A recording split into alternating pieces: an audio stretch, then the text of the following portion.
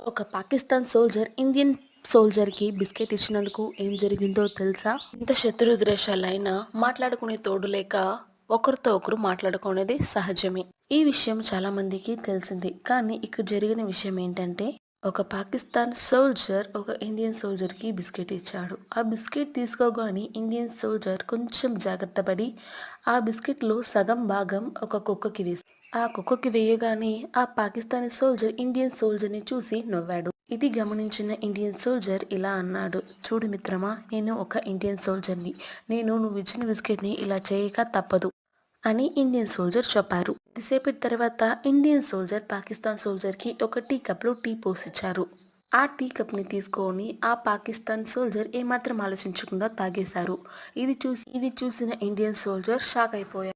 అదేంటి అలా తాగేశారు అని అడిగినప్పుడు ఆ పాకిస్తానీ సోల్జర్ చెప్పిన మాటలు ఇవి.